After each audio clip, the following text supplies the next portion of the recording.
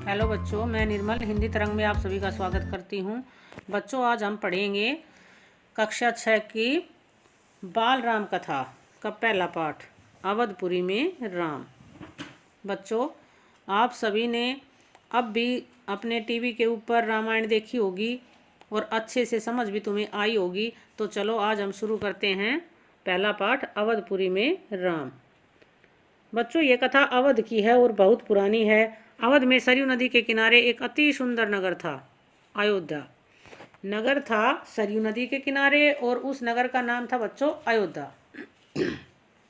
और कथा कहाँ की है? ये अवध की। सही अर्थों में दर्शनीय यानी कि देखने लायक। भव्यता जैसे उसका दूसरा नाम था। भव्यता यानी कि सुंदरता उसका जैसे दूसरा नाम हो। अयोध्या में केवल राजमहल भव्य नहीं थे, उसकी एक एक इमारत आलीशान थी। केवल राजा का जो राजमहल था वही सुंदर नहीं था, वहाँ के जो आम नागरिकों के घर थे वो भी बड़े ही आलीशान यानी बड़े ही सुंदर थे। आम लोगों के घर भव्य थे, सड़कें चौड़ी चौड़ी थी, सुंदर बाग बगीचे, पानी से लबालब भरे सरोवर, लबालब यानी कि पूर्णतया पानी से भरे हुए तालाब, खेतों में लहराती हरियाली, हवा में हिलती फसलें सरयू की लहरों के साथ खेलती थी। यानी कि एक अर्थ में हम कहें तो किसी चीज़ की अयोध्या में कोई कमी नहीं थी। अयोध्या हर तरह से संपन्न नगरी थी, यानी सब प्रकार से अयोध्या जो थी वो एक संपन्न नगरी थी। संपन्नता कोने अंतरे तक बिखरी हुई थी, यानी कि कोने कोने तक उसकी जो संपन्नता थी, समृद्धि थी, वो बिखरी हुई थी। सभी सुखी, सब समृद्ध, सब सुखी थे और सब समृद्ध थे। दुख और विपन्नता को अयोध्या का पता नहीं मालूम था, यानी कि दुख और गरीबी,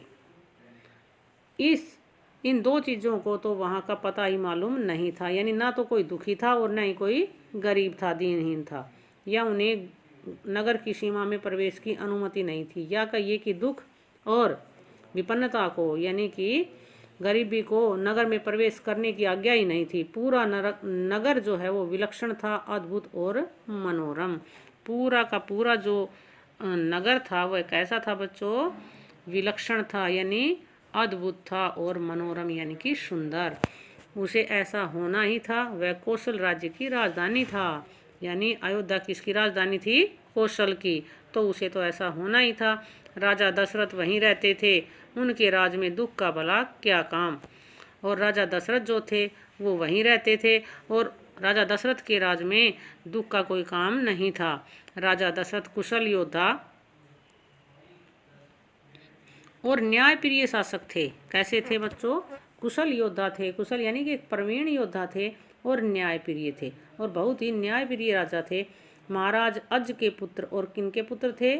महाराज अज के। महाराज रघु के वंशज थे, और वंशज किनके थे बच्चों? ये रघु के, तभी इनके कुल का नाम रघुकुल पड़ा था। रघुकुल के उत्तराधिकारी, यानी कि दूसरे अर्थों में हम कहें तो रघुकुल के उत्तराधिकारी थे महाराज दशरथ। रघुकुल की रीति नीति का प्रभाव हर जगह दिखाई देता था, और जो रघुकुल की जो भी रीतियाँ थी, जो नीतियाँ थी, उसका प्रभाव हर स्थान पर दिखाई देता था। सुख समृद्धि से लेकर बात व्यवहार तक लोग मर्यादाओं का पालन करते थे। यानी कि सुख समृद्धि तो थी, उसके साथ साथ लोग अपनी बातों पर रहते थे। उनके व्यवहार में मर्यादाएं, उनकी यानी उनकी बातों में, उनके व्यवहार में मर्यादा की झलक दिखाई देती थी। सदाचारी थे लोग। सब कैसे थे बच्चों? सदाचारी थे। पवित्रता और शांति हर जगह थी, हर जगह पर पवित्रता थी और चहुं ओर शांति थी।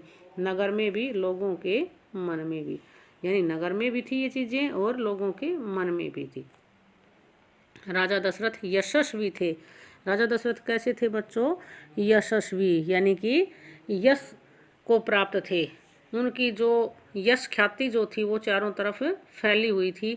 उन्हें किसी चीज़ की कमी नहीं थी, उनके पास किसी चीज़ की कोई कमी नहीं थी। राज सुख था, कमी होने का प्रश्न ही नहीं था, क्योंकि राज का सुख था, इसलिए किसी प्रकार की कमी होने का तो कोई प्रश्न ही नहीं उठता था। लेकिन उन्हें एक दुख था, छोटा सा दुख, मन के कोने में छिपा हुआ। लेकिन इन सब के बावजूद उन्हें एक दुख था, वह छोटा सा दुख जो वो अपने मन के कोने में छिपाए हुए थे। वह रह रहकर उभर आता था, और वह रह रहकर कई बार उभर आता था। उन्हें सालता रहता था। सालता रहता यानी कि उन्हें दुखी करता था। उनके कोई संतान नहीं थी। राजा दशरथ के कोई संतान नहीं थी। आयु लगातार बढ़ती जा रही थी और राजा जो है वो उनकी आयु जो है वो बढ़ती जा रही थी, यानी कि वो बुढ़ापे की तरफ अग्रसर होते जा रहे थे। उनकी 3 रानियां थी, कौशल्या, सुमित्रा और कैकेयी। कितनी रानियां थी बच्चों? 3। बड़ी रानी कौशल्या, मझली रानी सुमित्रा और छोटी रानी कैकेयी। रानियों के मन में भी बस यही एक दुख था, और जो तीनों रानियां थी उनके मन में भी यही दुख था कि उनके कोई संतान नहीं है, संतान की कमी, यही दुख था सभी का। जीवन सुना सुना लगता था, ऐसे लगता था कि जीवन में कुछ है ही नहीं। राजा दशरथ से रानियों की बातचीत प्राय इस विषय पर आकर रुक जाती थी, और राजा दशरथ जब भी अपनी रानियों से कोई बातचीत करते तो जब भी बच्चों की बात आती तो वहीं पर आकर सब रुक जाते। राजा दशरथ की चिंता बढ़ती जा रही थी, और राजा दशरथ की जो चिंता जो थी बच्चों वो बढ़ती ही जा रही थी। बहुत सोच विचार कर महाराज दशरथ ने इस संबंध में वशिष्ठ मुनि से चर्चा की। जो गुरु थे, मुनि वशिष्ठ जो थे उनसे उन्होंने चर्चा की, उन्हें पूरी तरह विस्तार से बताई, और अपनी पूरी जो बात थी वो पूरी विस्तार से बताई। रघुकुल के अगले उत्तराधिकारी के बारे में अपनी चिंता बताई कि मेरे बाद हमारे इस कुल का उत्तराधिकारी कौन होगा। इस सब के विषय में उन्होंने मुनि वशिष्ठ से जो है वो विस्तार से चर्चा की। मुनि वशिष्ठ राजा दशरथ की चिंता समझते थे। उन्होंने दशरथ को यज्ञ करने की सलाह दी, और जो मुनि वशिष्ठ थे वो महाराज दशरथ की चिंता को समझते थे, इसलिए उन्होंने राजा दशरथ को क्या सलाह दी बच्चों? पुत्रेष्टि यज्ञ करने की। महर्षि ने कहा आप पुत्रेष्टि यज्ञ करें। महर्षि ने उन्हें कहा, जब राजा ने उनसे सलाह ली तो महर्षि ने प्रत्युत्तर दिया कि आप पुत्रेष्टि यज्ञ करें महाराज, कि हे राजन आप पुत्रेष्टि यज्ञ करें, आपकी इच्छा अवश्य पूरी होगी, आपकी जो इच्छा है वो अवश्य पूरी होगी। यज्ञ महान तपस्वी ऋष्यशृंग की देख रेख में हुआ, और ये यज्ञ जो था बच्चों वो किसकी देख रेख में हुआ? महान तपस्वी ऋष्यशृंग की देख रेख में। पूरा नगर उसकी तैयारी में लगा हुआ था। पूरा नगर पुत्रेष्टि यज्ञ की तैयारी कर रहा था। यज्ञशाला सरयू नदी के किनारे बनाई गई, और जो यज्ञशाला थी वो किसके किनारे बनी? सरयू नदी के किनारे बनाई गई। यज्ञ में अनेक राजाओं को निमंत्रित किया गया। अनेक राजाओं को भी वहाँ न्योता दिया गया यज्ञ में पधारने के लिए। तमाम ऋषि मुनि पधारे, और तमाम आसपास के जितने भी ऋषि मुनि थे वो भी उस यज्ञ में आए। शंख ध्वनि और मंत्र उच्चार के बीच एक एक कर सब ने आहुति डाली। शंखनाद हुआ और मंत्र उच्चारण के साथ साथ सब ने एक एक आहुति डाली। अंतिम आहुति राजा दशरथ की थी, और जो अंतिम आहुति थी वो किसकी थी? राजा दशरथ की। यज्ञ पूरा हुआ। अग्नि के देवता ने महाराज दशरथ को आशीर्वाद दिया। जैसे यज्ञ पूरा हुआ तो अग्नि के जो देवता थे अग्निदेव, उन्होंने महाराज दशरथ को आशीर्वाद दिया। कुछ समय बाद दशरथ की इच्छा पूरी हुई। तीनों रानियां पुत्रवती हुई, और यज्ञ देवता के आशीर्वाद से महाराज दशरथ की बच्चों इच्छा जो है वो पूरी हुई, और तीनों रानियां पुत्रवती हुई, यानी तीनों रानियों के पुत्र हुए। महारानी कौशल्या ने राम को जन्म दिया चैत्र माह की 9वीं के दिन। महाराज जो रानी कौशल्या थी उसने किसको जन्म दिया? राम को। और राम का जन्म कब हुआ बच्चों? चैत्र माह की 9वीं के दिन। रानी सुमित्रा के 2 पुत्र हुए, लक्ष्मण और शत्रुघ्न। रानी कैकेयी के पुत्र का नाम भरत रखा गया, और जो रानी कैकेयी थी उनके पुत्र का नाम था बच्चों भरत। यानी कि कौशल्या के राम, और सुमित्रा के लक्ष्मण और शत्रुघ्न, और रानी कैकेयी के भरत, ये 4 पुत्र हुए राजा के। राजमहल में खुशी छा गई। नगर में बधाइयाँ बजने लगी। पूरे राजमहल में खुशी की लहर दौड़ गई, और नगर के अंदर बधाइयाँ बजने लगी। मंगल गीत गाए गए। हर ओर खुशी उत्सव जैसा दृश्य। चारों तरफ नगर के अंदर खुशी और उत्सव यानी त्योहारों जैसा माहौल हो गया। राजा दशरथ प्रसन्न थे। राजा दशरथ बहुत ही खुश थे। उनकी मनोकामना पूरी हुई। उनकी जो मन की जो इच्छा थी वो पूरी हो गई। प्रजा प्रसन्न थी, और सारी नगर की प्रजा जो थी वो भी प्रसन्न थी कि दशरथ की चिंता दूर हुई, कि राजा दशरथ की चिंता अब दूर हो गई। नगर में बड़ा समारोह आयोजित किया गया। नगर के अंदर एक बड़ा ही भव्य समारोह आयोजित किया गया। धूमधाम से आयोजन में दूर दूर से लोग आए, और उस आयोजन के अंदर, उस समारोह के अंदर बहुत दूर दूर से लोग आए। राजा दशरथ ने सबको पूरा सम्मान दिया, और राजा दशरथ ने भी सभी को पूरा सम्मान दिया। उन्हें कपड़े, अनाज और धन देकर विदा किया। उन्हें कपड़े दिए, अनाज और धन देकर उन्हें वहाँ से विदा किया। चारों राजकुमार बच्चों धीरे धीरे बड़े हुए। वे बहुत सुंदर थे, सुदर्शन। चारों के चारों राजकुमार बहुत ही सुंदर थे। साथ खेलने निकलते तो लोग उन्हें देखते रह जाते। जैसे ही चारों साथ खेलने निकलते तो लोग देखते ही रह जाते। आंखें उनसे हटती ही नहीं थी। इतने सुंदर थे, इतने मन को हरने वाले थे कि जो एक बार देखता तो उन्हें देखता ही रह जाता। चारों भाइयों में आपस में बहुत प्रेम था, और चारों भाई आपस में बहुत प्रेम से रहते थे। वे अपने बड़े भाई राम की आज्ञा मानते थे, और अपने बड़े भाई राम की आज्ञा का पालन करते थे। खेल कूद में लक्ष्मण प्राय राम के साथ रहते। जब खेल कूद यानी कि कोई भी जब वो खेलते तो क्या होता, राम और लक्ष्मण प्राय साथ साथ रहते थे। भरत और शत्रुघ्न की एक अलग जोड़ी थी, यानी एक जोड़ी राम लक्ष्मण की और एक भरत और शत्रुघ्न की। और बड़े होने पर राजकुमारों को शिक्षा दीक्षा के लिए भेजा गया। जब चारों राजकुमार बड़े हो गए तो उन्हें शिक्षा दीक्षा लेने के लिए बच्चों भेजा गया। उन्होंने कुशल और अपनी विद्या में दक्ष गुरुजनों से ज्ञान जो है वो अर्जित किया। और उन्होंने क्या किया बच्चों, उन्होंने जो उनके कुशल जो गुरुजन थे उनसे उन्होंने ज्ञान अर्जित किया, यानी ज्ञान प्राप्त किया। शास्त्रों का अध्ययन किया, जो शास्त्र थे, जो हमारे ग्रंथ थे उनका अध्ययन किया। शस्त्र विद्या सीखी और शस्त्र विद्या सीखी। चारों राजकुमार कुशाग्र बुद्धि के थे, यानी बड़ी ही तीव्र बुद्धि के थे चारों के चारों राजकुमार। जल्दी ही सब विद्याओं में पारंगत हो गए। जल्दी ही सभी विद्याओं यानी शस्त्र विद्या और शस्त्र अस्त्र दोनों विद्याओं में वो जो है पारंगत हो गए, यानी प्रवीण हो गए। राम इसमें सर्वोपरि थे। राम इन सब में सबसे ऊपर थे। उनमें कई अन्य गुण भी थे। उनके अंदर उनके अतिरिक्त और भी बहुत से गुण थे। विवेक, शालीनता और न्यायप्रियता, यानी कि उनका विवेक बड़ा ही कुशल था, वो शालीन थे और न्यायप्रिय थे। राजा दशरथ को सबसे अधिक प्रिय थे, और उनके जो पुत्र जो राम थे वो राजा दशरथ को सबसे अधिक प्रिय थे, ज्येष्ठ पुत्र होने के कारण, क्योंकि वो उनके सबसे बड़े पुत्र थे इस कारण से भी, और इन मानवीय गुणों के कारण भी। और इसके एक तो वो सबसे बड़े थे सभी पुत्रों में, और दूसरा उनके अंदर ये सब गुण भी थे। इस कारण राजकुमार कुछ और बड़े हुए, विवाह योग्य। नगर में इसकी चर्चा होने लगी। महाराज दशरथ भी ऐसा ही चाहते थे। और जो है राजकुमार अब कुछ बड़े हो गए तो नगर में उनकी विवाह की चर्चा होने लगी। महाराज दशरथ जो थे वो भी यही चाहते थे। अपनी संतानों के लिए सुयोग वधुएं परिजनों में चर्चा पहले से ही हो रही थी। बाद में पुरोहितों को भी इसमें शामिल कर लिया गया, यानी कि योग्य बहुएं अपने घर के लिए चाहते थे महाराज दशरथ।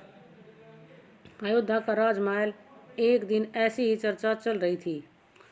अयोध्या के राजमहल के अंदर बच्चों एक दिन ऐसी ही चर्चा हो रही थी, गहन मंत्रणा। सभी आपस में विचार विमर्श कर रहे थे। तभी एक द्वारपाल घबराया हुआ अंदर आया। तभी जो द्वारपाल था वो घबराया हुआ अंदर आया। उसने सूचना दी कि महर्षि विश्वामित्र पधारे हैं, और उन्होंने महर्षि विश्वामित्र के आने के बारे में सूचना दी। महाराज दशरथ तत्काल अपना आसन छोड़कर खड़े हो गए। उसी समय जैसे ही उन्हें विश्वामित्र जी के पधारने की सूचना मिली, महाराज दशरथ जो है वो अपना आसन छोड़कर खड़े हो गए, द्वार की ओर बढ़े, और वो द्वार की तरफ बढ़े जहाँ से महर्षि आ रहे थे। महर्षि की अगवानी की और महर्षि की आवभगत की। उन्हें लेकर दरबार में आए। विश्वामित्र को ऊंचा आसन दिया गया।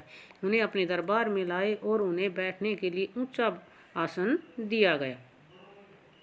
विश्वामित्र कभी स्वयं राजा थे, बहुत बड़े और बलशाली। महर्षि विश्वामित्र भी कभी बच्चों राजा हुआ करते थे, बहुत बलशाली थे और बहुत बड़े और बलशाली राजा थे ये। बाद में अपना राजपाट छोड़ दिया, संन्यास ग्रहण कर लिया। बाद में इन्होंने अपना जो राजपाट था वो छोड़ दिया और संन्यास को ग्रहण कर लिया, जंगल चले गए। वहीं उन्होंने अपना आश्रम बना लिया उसे उन्होंने सिद्ध आश्रम नाम दिया। और बच्चों, जिस आश्रम में महर्षि विश्वामित्र रहते थे उसका नाम था सिद्ध आश्रम। वहाँ वो रहने लगे।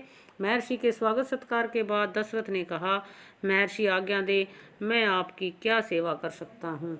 जब उन्होंने अच्छे से उनकी अवगत कर दी उसके बाद उन्होंने महर्षि से पूछा कि हे महर्षि, आज्ञा दीजिए, मैं आपकी क्या सेवा करूँ। आप अपने मन की बात कहिए, आपके मन के अंदर जो बात है वो कहिए। आपकी आज्ञा का पूरी तरह पालन होगा। आपकी आज्ञा का मैं पूरी तरह से पालन करूंगा। राजन, मैं जो मांगने जा रहा हूं उसे देना आपके लिए कठिन होगा। अब इसके प्रत्युत्तर में महर्षि विश्वामित्र ने कहा कि हे राजन, मैं जो मांगने जा रहा हूँ वह देना आपके लिए कठिन होगा। उसके प्रत्युत्तर में फिर राजा दशरथ ने कहा कि महर्षि आप आज्ञा दीजिए, मैं उसे पूरा करने के लिए तत्पर हूँ, यानी कि तैयार हूँ। बिल्कुल नहीं हिचकूंगा, मैं बिल्कुल हिचकिचाऊंगा नहीं। मैं सिद्धि के लिए एक यज्ञ कर रहा हूँ। अनुष्ठान लगभग पूरा हो गया है, लेकिन 2 राक्षस उसमें बाधा डाल रहे हैं। मैं जानता हूँ कि उन राक्षसों को केवल एक ही व्यक्ति मार सकता है, वह राम है। आप अपने ज्येष्ठ पुत्र को मुझे दे दें ताकि यज्ञ पूरा हो। और फिर महर्षि ने अपनी बात कही कि मैं सिद्धि के लिए यज्ञ कर रहा हूँ और मेरा अनुष्ठान जो है वो लगभग पूरा हो गया है, लेकिन 2 राक्षस हैं जो उसके अंदर विघ्न डाल रहे हैं, और उन राक्षसों को केवल आपका जो ज्येष्ठ पुत्र राम है वो ही मार सकता है। दशरथ पर जैसे अब उन्होंने कहा कि आप अपने ज्येष्ठ पुत्र राम को मुझे दे दें ताकि यज्ञ पूरा हो, विश्वामित्र ने कहा। और विश्वामित्र ने क्या कहा? महर्षि विश्वामित्र बोले कि आप अपना ज्येष्ठ पुत्र जो राम है वो मुझे दे दीजिए ताकि मेरा यज्ञ पूरा हो। दशरथ पर जैसे बिजली गिर पड़ी। राजा दशरथ ये सुनते ही ऐसे निढाल हो गए जैसे उन पर बिजली गिर पड़ी हो। वह अचकचा गए, एकदम हक्का बक्का रह गए। उन्हें उम्मीद ही नहीं थी कि मुनिवर उनसे राम को मांग लेंगे। उन्हें ये आशा तो बिल्कुल ही नहीं थी कि महर्षि उनके पुत्र राम को उनसे मांग लेंगे। उनके ज्येष्ठ पुत्र, उनके सबसे प्रिय दशरथ चिंता में पड़ गए, क्योंकि राम जो है उनके ज्येष्ठ पुत्र थे और उन्हें सबसे अधिक प्रिय भी थे। अब ये बात सुनते ही राजा दशरथ जो है वो चिंता में पड़ गए। विश्वामित्र दशरथ की दुविधा समझ रहे थे। उन्होंने कहा, मैं राम को केवल कुछ दिनों के लिए मांग रहा हूँ, यज्ञ 10 दिन में संपन्न हो जाएगा। अब वो जो मुनि विश्वामित्र जो थे वो दशरथ की जो असमंजस की स्थिति थी उसको समझ गए, और उन्होंने कहा कि मैं राम को केवल 10 दिनों के लिए ही राजन आपसे मांग रहा हूँ, यज्ञ जो है वो 10 दिन में पूरा हो जाएगा। महाराज दशरथ दुखी हो गए, और महाराज दशरथ जो थे वो बड़े ही परेशान हो गए। पुत्र वियोग की आशंका से कांप उठे, और अपने पुत्र को अपने से दूर करने की छोटी सी शंका से ही वो कांप उठे। दरबार में सन्नाटा छा गया, पूरे दरबार में चुप्पी छा गई। दशरथ की दशा देखकर मंत्री चिंतित हो गए, और जो मंत्री थे वो चिंतित हो उठे, पर चुप थे, लेकिन सभी चुप थे। महर्षि वशिष्ठ शांत थे, और जो महर्षि वशिष्ठ जो थे वो बिल्कुल शांत बैठे थे। इतने में दशरथ कांप कर बेहोश हो गए, और इतने में कांप कर राजा दशरथ जो है वो बेहोश हो गए।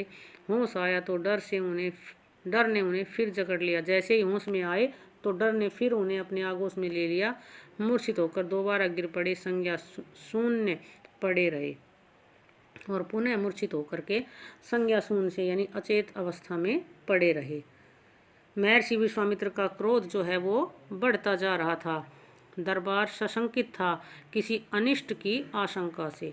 महर्षि विश्वामित्र के बढ़ते क्रोध को देखकर बच्चों जो पूरा दरबार था वह शंका में डूब गया, और कोई अनहोनी न हो जाए ये सबके मन में बात आने लगी। वे समझ नहीं पा रहे थे महर्षि और महाराज के बीच संवाद में कुछ बोलना उचित भी नहीं था।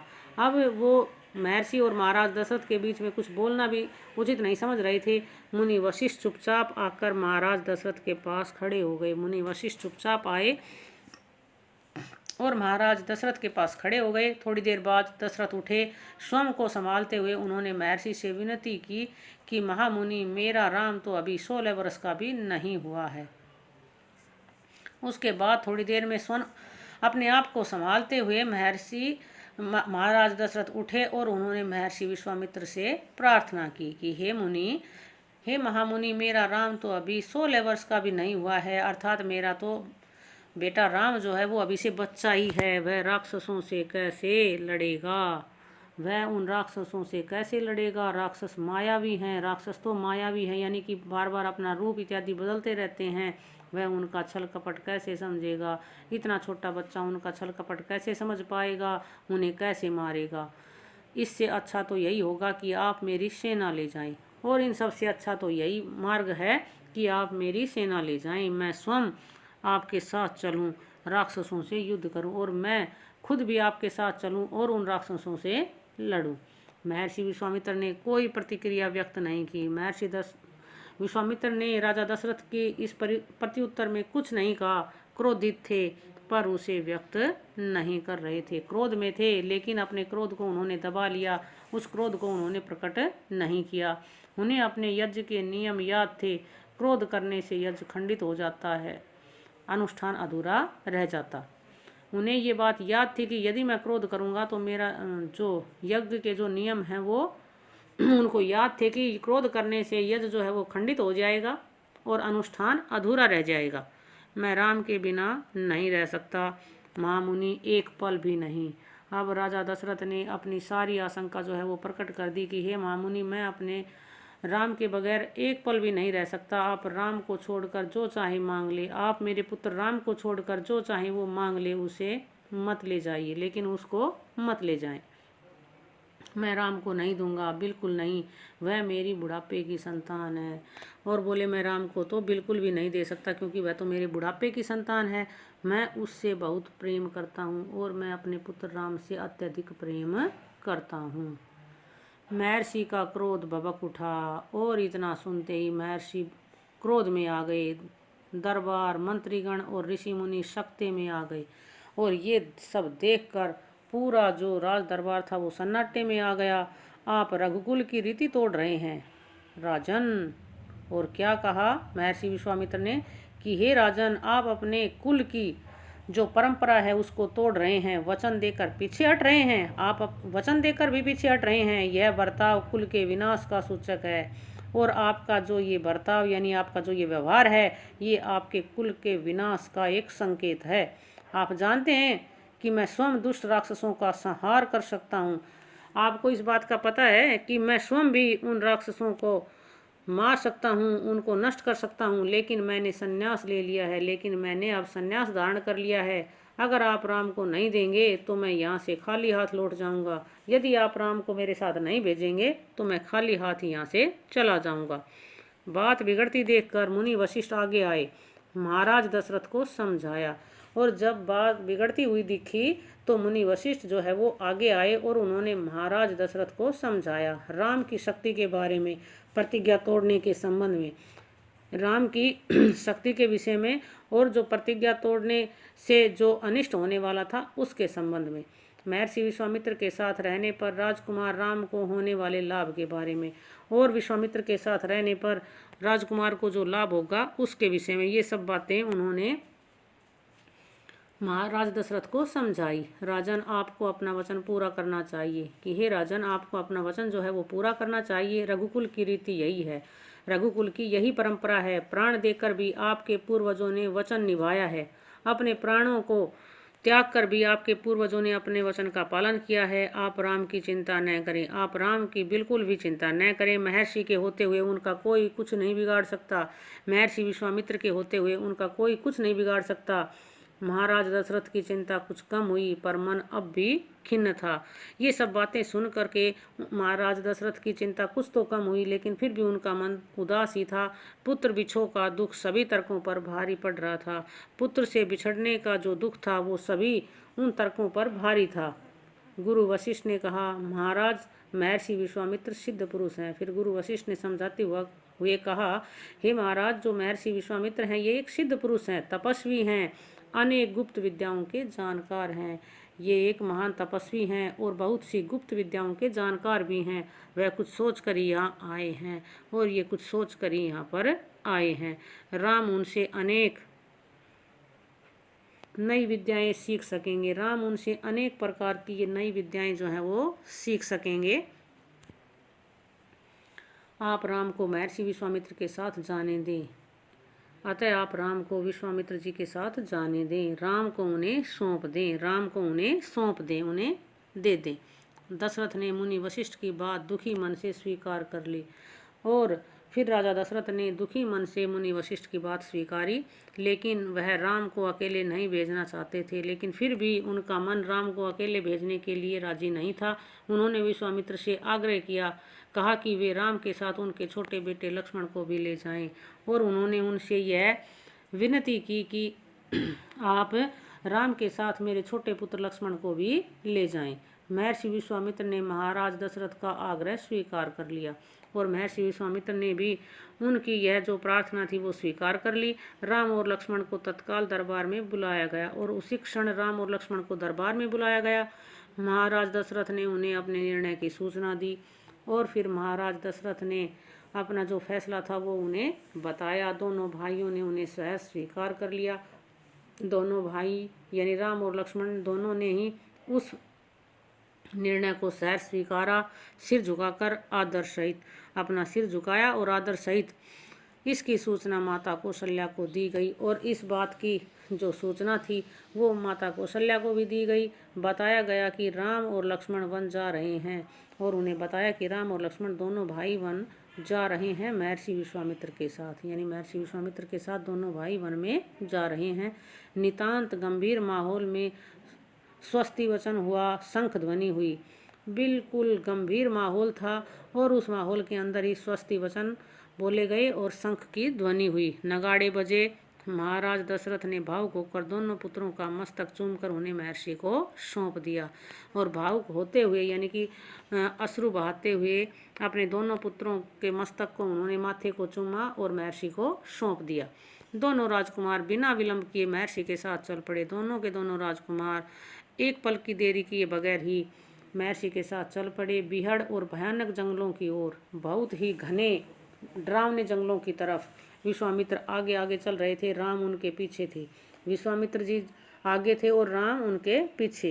राम लक्ष्मण से 2 कदम पीछे, राम उनके पीछे और लक्ष्मण राम से 2 कदम पीछे अपने धनुष संभाले हुए। और दोनों भाइयों ने अपने धनुष जो है वो संभाल रखे थे, पीठ पर तुनीर बांध रखे थे, पीठ पर तुनीर बांधे, कमर में तलवार लटकाए, यानी कि धनुष संभाल रखा था, पीठ पर उनके तुनीर था और कमर में तलवारें बंधी हुई थी।